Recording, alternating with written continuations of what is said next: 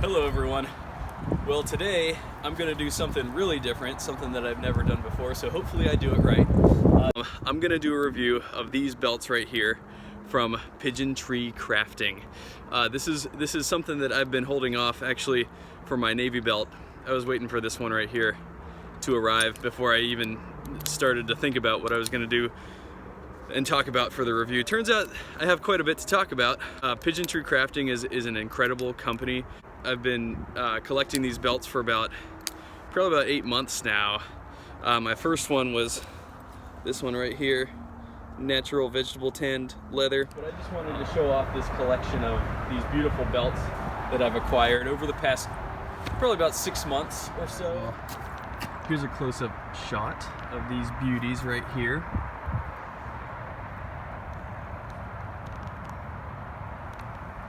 Get a good feel for the different colors in this natural light right here. All right, so we have the silver keeper here on the natural veg tan. Yeah, silver keeper, silver buckle, silver screws there. There's the Pigeon Tree Crafting. And then this one is supposed to form probably the best patina of them all, just because it's not dyed at all. And so yeah, you can see it's starting to darken up. On his website, he shows it how it looks after some intense wear. It really darkens up a lot. You can see for me, you know, it's darkening up differently throughout the length of the grain. And Isaac once called this belt an indigo magnet, and I'll show you what that means right there. You can see the indigo crocking from my denims. I wear the raw selvage denim, and you can see at various points it's really soaking up a lot of the indigo, which is just awesome. Yeah, right here is really good. You can see, yeah, on this side. But yeah, I haven't done a thing. I haven't conditioned it or anything. I want to see how it ages naturally. And I love the patina it's forming so far. I've actually worn this one more than any of the other ones, just because I want it to patina quicker. All right, so then here we have the black bridle leather. Really cool because the tan keeper there. So we got the black buckle, quick release buckle, tan keeper, which allows me to wear this with both black and tan boots.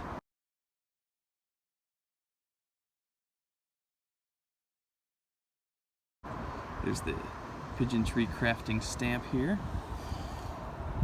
And then this one, I love this one. This one, yeah, teardrop eyelets again.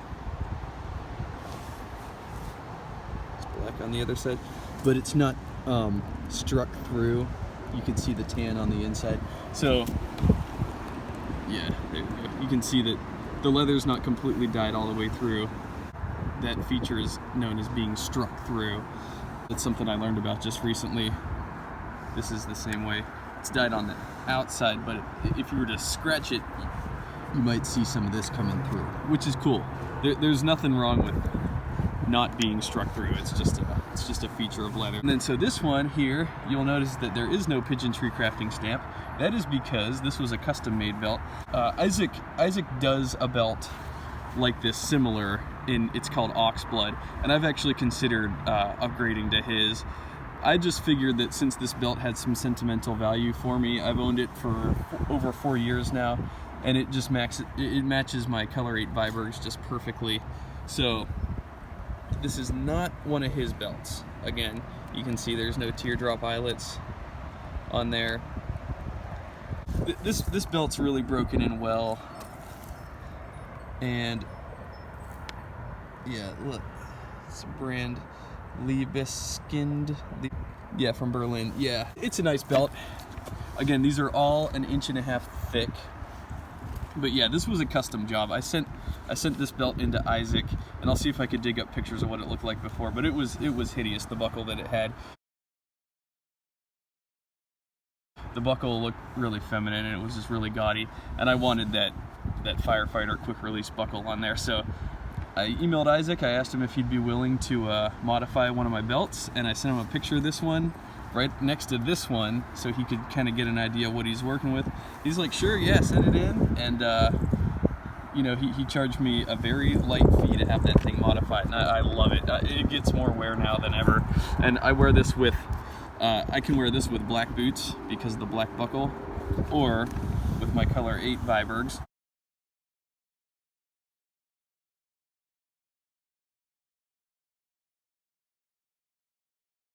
Which, that's normally the boot that I pair it with, but I do pair it also with my black Trumans.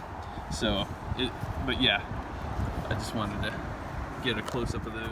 All right, so yes, then we have the navy Sedgwick belt. There's the Pigeon tree crafting stamp right there. Also got a nice stamp right there.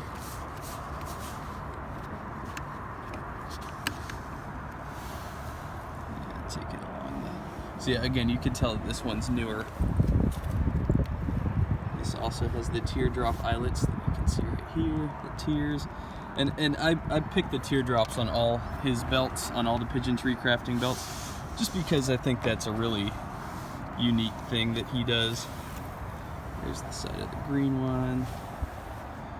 The opposite side of the green one, you can see some wear starting to happen there, some of the wax. When I saw these on the website, I fell in love with them. Mainly what's truly unique about these belts is they come with these, they're known as firefighter quick release buckles. And to show you how those work, so basically how that's going to work is you just press this little lever right here, and it snaps open, and then the belt just comes right off. It's really easy. It's really easy and quick to get off. So I'll show that again. All right, here we go. Boom, off. Yeah, I just really wanted to get outside so that you could see these beauties in the natural light. These are just, I don't know how else to describe it. These are the best belts. Seriously, they're the best. I'll throw in there that I'm not taking any commission from the company or anything. I'm just seriously, as a consumer, just so excited to have discovered these. Mainly because, okay, so I recall several years ago, many years ago, I remember going to the mall and just being so frustrated because I could not find a genuine leather belt. I was going to all the stores at the mall. I couldn't find anything good, nothing good at all. I was really frustrated because I had a belt from, I think it was Perry Ellis, that I had worn for about 3 years with my business casual clothing. And I remember one day it fell apart, and I looked on the inside, and this whole time I had thought it was real leather. And in the middle, there's like this big strip of cardboard down the center. And I was like, what is this? Come on. You know, can I get any real leather here? Like, is there anything genuine being sold at the malls these days? Well, apparently there wasn't. I went to all kinds of stores. You find some belts that are okay, but I'm telling you, for the price of this, for the price of these, there is literally no comparison. Isaac makes his belts out of genuine English bridle leather, which, if you've never experienced this leather before, like I talk about the other leathers that I have experience with, Chrome Excel leather, Shell Cordovan, Horse Rump, those different leathers, it's one of those things, until you've actually experienced it, you don't know what it's like. Until you've lived with it and worked it into your lifestyle and into your wardrobe, you really don't know what it's like to feel it and to wear it and stuff.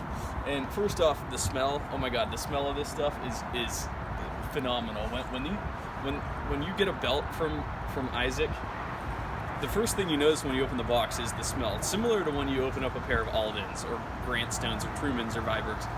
The smell just is coming out.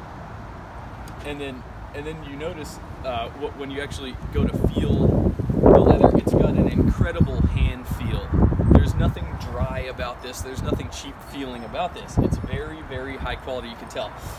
The English bridle leather in particular has a nice waxy finish on it, which is just gorgeous to the touch. Going to the mall, being really disappointed, you know, and they're not asking cheap prices for the belts at the mall either. They're asking $50, they're asking $80, they're asking $100, they're asking $200. I got a belt from Ferragamo, same thing. It was a Ferragamo belt. It was $200, and I loved it, and it felt good. It was real calf skin and everything, grain leather, and it was a really nice belt for a few years. But then it fell apart, and guess what? Same thing. It had like this cardboard center to it, just unbelievable. Can I just get a real cut of leather? Can I just get a real belt made out of real leather? Like, somebody please out there, give me a real leather belt. Well, this is where pigeon tree crafting comes into play. These are made in the United States, made by a guy who actually cares, who actually believes in quality products, and this is what these are. There's no gimmick here. These aren't gonna fall apart on you in 2 years, and you're not gonna find a cardboard strip down the center of it. So that's good. Secondly, Isaac is a real nice guy. I talk to him all the time. I talk to him on Instagram and through email all the time, like I emailed him to collaborate with him on this belt. He's just a nice guy, and he's down to earth. He's a denim head. He loves denim. He understands the culture behind denim enthusiasts and boot collectors and lovers of really good American products. And so knowing that, you can rest assured that he puts a lot of thought into this stuff. This isn't just like, he's not just building this stuff to draw a profit. No, he's actually very passionate about his craft, and he's very good at his craft. And that is why I wanted to do this review and do it right, because, you know, he deserves people to know about it. So anyways, it's freezing out here. I'm gonna get inside, and I'm gonna talk a little bit more about these belts on the inside and show you how I pair them up with boots. Now that we're indoors and it's a little bit warmer, I'm gonna read you a little bit about the company of Pigeon Tree Crafting, as well as the specifics on each of these leather belts. So about Pigeon Tree Crafting: handmade in Los Angeles, California, leather goods that explore the marriage between natural indigo dye and vegetable tanned leather. Now that's important because the natural indigo dye is something that Isaac really believes in incorporating into a lot of his garments. He does sell a natural vegetable tan leather that he does dye with indigo, and it's a very nice, rich, vibrant color of blue, something that you just can't duplicate with a regular blue dye. I also have a wallet from Isaac that is indigo dipped, as well as a key fob that's indigo dipped.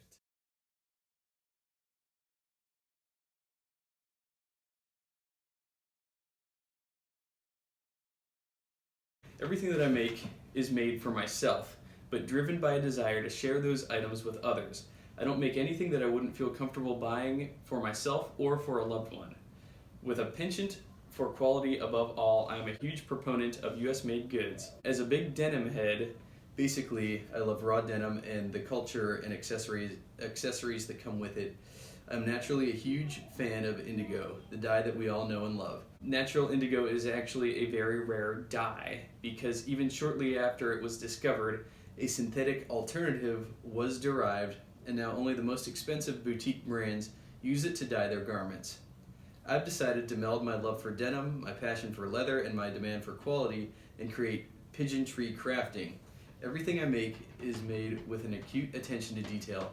If it isn't up to my standards, you would never know it, because I'd remake it before I'd send it to you. All of my goods are made by hand using the finest full-grain leathers in natural indigo dye. I go the extra length to make quality goods that are different than anything else out there. All these belts came in this really nice fabric bag. I believe it's linen, but it's got the Pigeon Tree logo on it, which is really nice. And he also includes a handwritten note in all of them. I still have them all, but these are just a couple. He writes handwritten notes to each of his customers, and I think that's really just a brilliant touch. He's very personable, like I said, very good customer service, something that I definitely appreciate. Now his products speak for themselves, but the fact that he goes that extra mile to like let you know, like, hey, you know, I'm not going to give you like a generic thank you note. I'm going to actually write it out on a postcard and send it to you. So yeah, here it says, you know, thanks my friend, I truly appreciate the repeated support. Enjoy the belts. For this one's for my wallet. He says, I hope you enjoy the wallet and lanyard.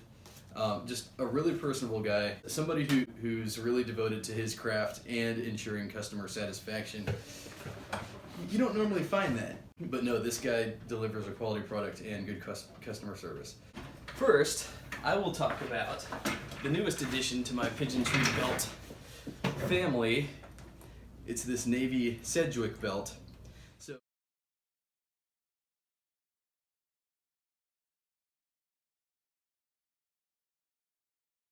here on the website it says, this release is made with a waxy true English bridle leather from Sedgwick. Its 10-ounce navy-colored bridle leather is paired perfectly with a copper-plated brass quick-release buckle, a matching copper-plated keeper, and it is all held together with solid copper hammered rivets. Yeah, these are called rivets, these little things here, rivets. I only have enough of this leather to make around 15 belts, one of which I've already claimed for myself. The navy bridle leather is very dark in color and in some light doesn't even look navy. It's hard to photograph the deep beauty of this color, and it's very wearable. So yes, definitely I agree with that. A little bit about the firefighter quick release buckle. So the firefighter quick release buckle was never actually used to hold up the fireman's pants, but rather to keep the fire hoses wrapped up. The quick release action allowed firemen to quickly undo the buckle and gain access to the hose, even when a couple extra seconds could mean saving a life. The buckles are functional, practical, and make a stylish fashion statement, all while telling a story. The tension of the buckle belt will keep the buckle together. Simply press down on the lever and the buckle will come undone, allowing you to quickly remove the belt. So yes, that lets the belt come off real fast, like I demonstrated prior. So yeah, I love the story behind that, and I think it's brilliant to incorporate it onto a belt. And I love the versatility of it. So that's a little bit about the leather here. So that it's English bridle leather, and it's got that nice waxy coated finish on it. It's got the teardrop eyelets here, which is just a brilliant touch. And then so these are some of the footwear that I pair up with this belt. So these are all navy boots. Here we have my Truman boots in navy horse rump leather. Here we have my Alden tanker boots in navy chrome excel leather. And here we have my blue suede navy cat toes that are also Aldens on the Plaza Last. I did a review on all three of these boots, and well, if you're wondering what belt I wear with these, well, that's the one.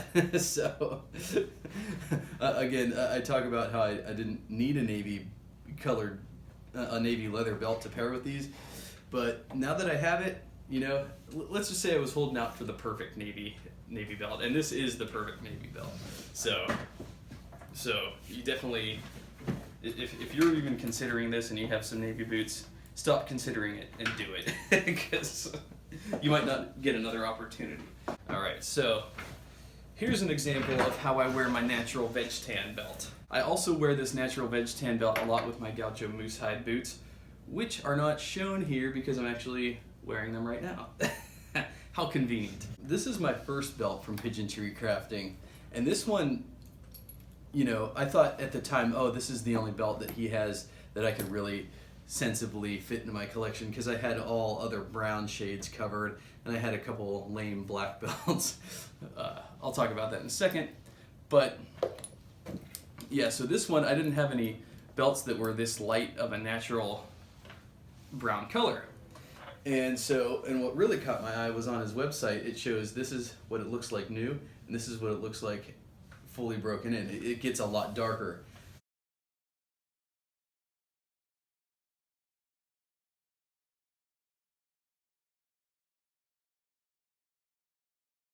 It says here after 2 months of wear, and yeah, I can corroborate that. It is darkening up. It's handmade to order with full grain leather. The buckle and belt keeper are secured with solid brass Chicago screws and are removable with a simple flathead screwdriver should you ever have the need. I bevel and burnish the edges with water and natural beeswax, which give the edges a smoother hand feel, but raw edges are available upon request. I leave the belt undyed and untreated. Natural leather possesses the wonderful quality of taking on a personality of its own and of its owner. Over time, the leather will darken and form a patina unique to your lifestyle. The example pictured is my own personal belt after only 2 months. I've treated it with jojoba oil, which is an oil that very closely resembles the oil on our own fingers and will help keep the belt supple and quicken the darkening process.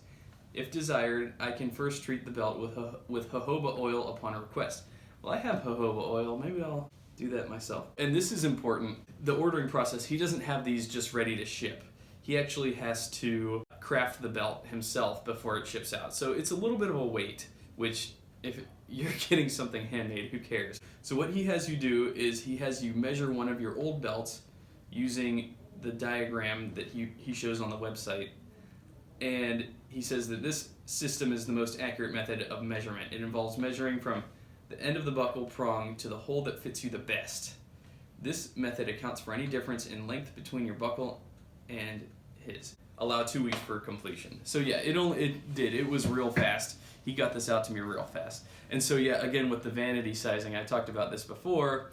I thought that I had a 32-inch waist, and so I thought that my belts were 32 inches. Well, turns out that the measurement that I had to send Isaac was actually 34.5 inches, which was my most comfortable belts from the end of the belt buckle to the hole that I use the most, which obviously right here it's going to be that one. Yeah, 34.5, so not as skinny as I thought. I pair it up with a lot more than just these natural Chrome Excel Grant Stone boots. These are called the Diesel boot, plain toe, natural Chrome Excel leather from Horween. As you can see, that's a pretty nice light color of a leather too. And the more I wear these together, they start to match each other more and more, and I expect that they will continue to match each other more and more. These do go with my moose hide boots a lot. And then also, if I'm feeling it, you don't have to match this to your footwear. You could just wear it with your denims.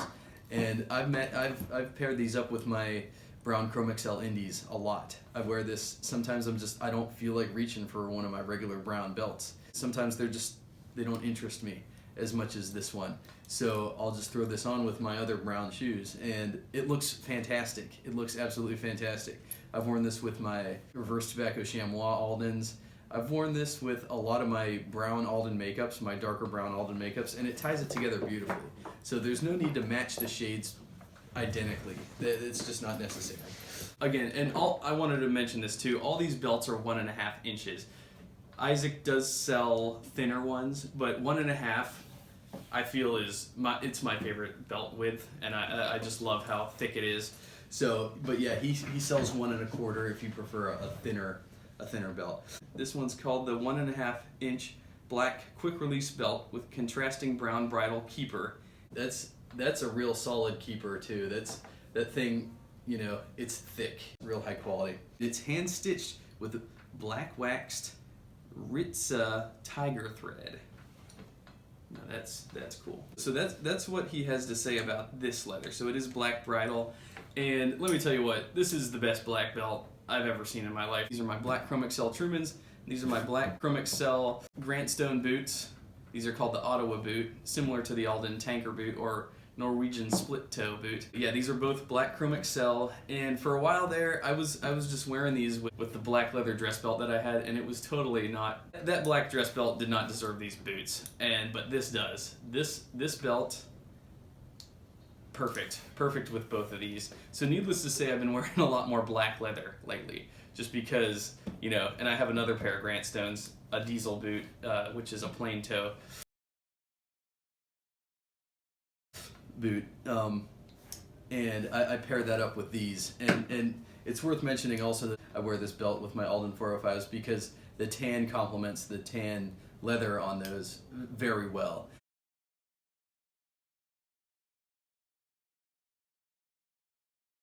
That enhances like the versatility of this belt. You don't just have to pair this belt with black leather. You can pair it with tan leather as well. It adds to the versatility. It's a very versatile belt. And if you're looking for a black belt, yeah, that's the one you get. And additionally, so this is the one that I had custom done, and I do wear this one. This is an oxblood leather. I got the black keeper on there intentionally just because I wanted to also pair this belt, have the option of pairing this belt with my other black boots, and as you can see, that would go very nicely there. So, and again, this isn't the Pigeon Tree Crafting one. Pigeon Tree Crafting one is nicer. He has one in oxblood, which I'm considering getting, but yeah. And then, last but not least, the green English bridle leather, which I have to say, is probably my favorite belt of all time. I don't know, the navy one's starting to rival it a little bit. But this is my green Sedgwick belt. This release is made from a gorgeous, waxy, true English bridle leather from Sedgwick. The 10-ounce green-colored bridle leather is paired perfectly with a copper-plated brass quick-release buckle, a matching bridle keeper, and it's all held together with hand-stitched green-waxed Ritza tiger thread. And I talked about how the difference between this and the navy one. The navy one has the copper rivets here, whereas this one's held together by the thread, which is a nice difference. And it goes to show you that he doesn't make every belt identically. You know, he's got imagination with this stuff. He says, I only have enough of this leather to make around 16 belts, one of which I've already claimed for myself. Who could blame him? The green bridle leather is very dark in color, and in some light it doesn't look green. It's hard to photograph, but is very wearable. Yeah, and I'll tell you what, just because it's green, you don't need green boots. You don't need green shoes to match with this. I wear this thing with my Shell Cordovan color 8 boots. I wear this with my brown Chrome Excel Indie boots. I wear this with my natural Chrome Excel Grant Stone diesel boots. I wear this with a lot of things.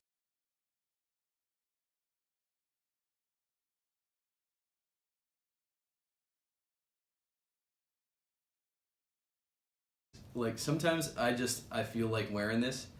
I wear this with my blue suede boots as well. Just to give you an example. Okay, so we have green leather here, but this also works very well.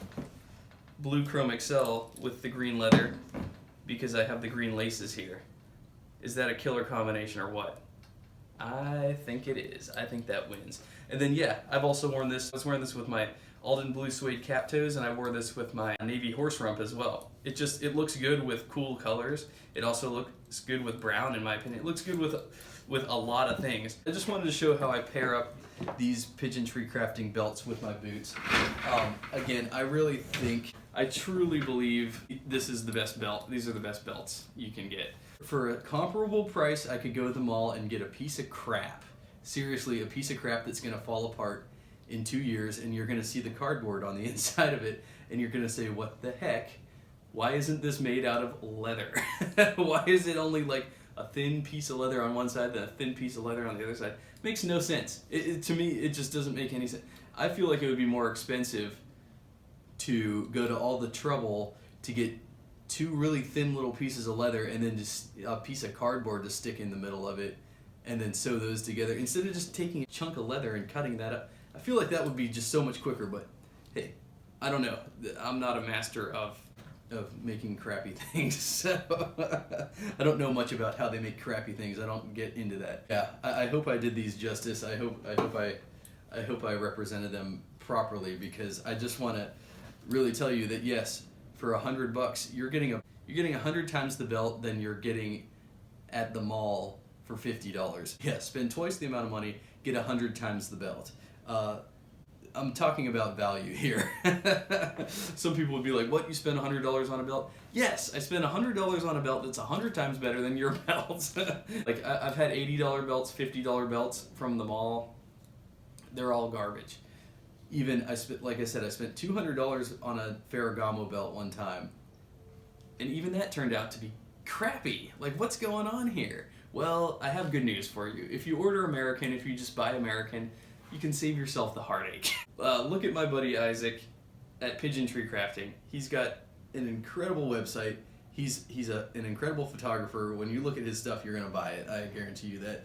And he's just a nice guy. And I'm telling you, if you are lacking in the belt department at all, these are the ones to get. And not just the belt department, but the wallet department, other things. He's got a passion for leather, and he's got some incredible stuff. I'll do a review on my other stuff from him.